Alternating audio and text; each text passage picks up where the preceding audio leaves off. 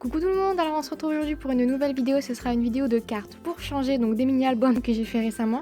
Alors c'est parti, j'ai pris une base de cartes donc de 10 cm par 15 cm mais par la suite vous verrez je vais la couper. Ensuite je vais prendre un tampon donc de chez Stampin' Up, donc c'est la collection Merci à toi et je vais prendre les petits cœurs. Et en fait je vais venir les embosser donc avec de la poudre à embosser pailletée transparente de chez Aladdin. Et je vais venir donc tamponner ces petits cœurs à plusieurs reprises sur le fond de ma carte avec ma Versamark. Du coup pour embosser c'est plus facile. Donc comme je vous disais, je viens les tamponner à plusieurs reprises. Une fois que j'ai à peu près le rendu que je voulais, je viens déposer ma poudre pailletée et ensuite avec mon heat gun, je viens chauffer la poudre pour faire justement le principe de l'embossage à chaud.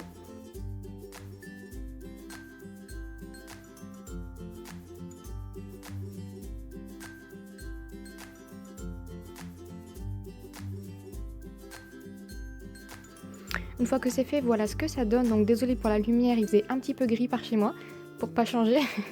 Mais voilà ce que ça donne à peu près. Ensuite, je viens récupérer donc des distress. Donc j'ai pris la mustard seed, la dry de marigold, la spiced marmalade et la fired brick. Encore une fois, si mon accent est mauvais, vous les avez sur la vidéo et en barre d'informations.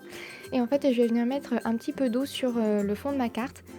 Et donc je viens mettre mes couleurs sur mon pad acrylique et avec un petit pinceau, je viens appliquer mes couleurs un petit peu aléatoirement. Donc je vais faire des sortes de petites lignes en diagonale. Enfin, des grosses lignes en diagonale et pour faire un petit mélange, une sorte de petit dégradé. Donc en mettant les couleurs, je me rends compte que j'aurais dû mettre plutôt donc de la poudre blanche ou de la poudre transparente tout simplement puisque les paillettes en fait absorbent un petit peu les couleurs, donc ça rend un petit peu un effet granuleux, mais c'est pas horrible pour autant. Moi j'aime beaucoup quand même le rendu final, mais à savoir pour la prochaine fois. Et une fois que j'ai appliqué mes encres, je viens les sécher toujours avec mon heat gun.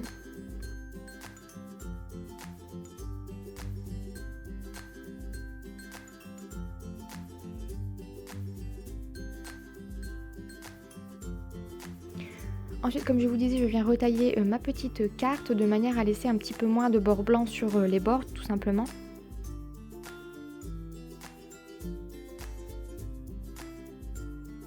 Ensuite, je viens tapoter quelques petites gouttes d'eau sur mes distress. Donc là, ça se voit pas très bien parce que ce n'est pas encore très sec, mais ça va faire quelques petites taches blanches par la suite.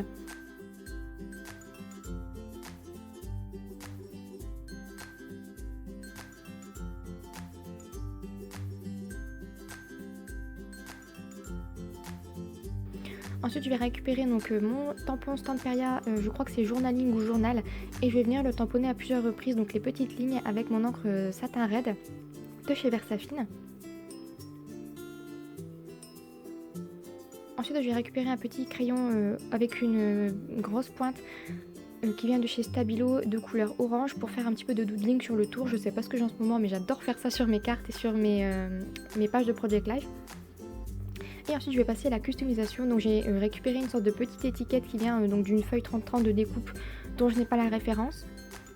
Et ensuite je vais venir tamponner par-dessus un petit message, toujours avec mon encre rouge, qui vient d'une planche de chez Bobeny, donc ce petit hello.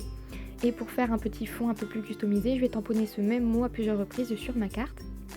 Ensuite je vais sélectionner deux petites découpes, donc une petite flèche avec des petits fils qui pendent on va dire, et une autre petite flèche avec des petits points. Je viens découper ma découpe que je vais coller en bas à gauche de ma carte. Ensuite je vais customiser donc mes petites découpes blanches et en fait je vais venir les coloriser avec mon encre Pchit de chez Crazy Art rouge. Je vous mets la référence en barre d'informations.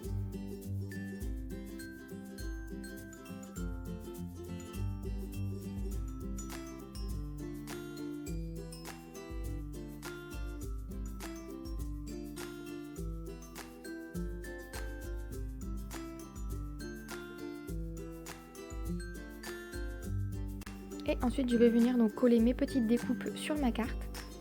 Et je vais venir faire un petit bord en fausse couture sur le bas blanc de ma découpe puisque je trouvais que ça faisait un petit peu vide.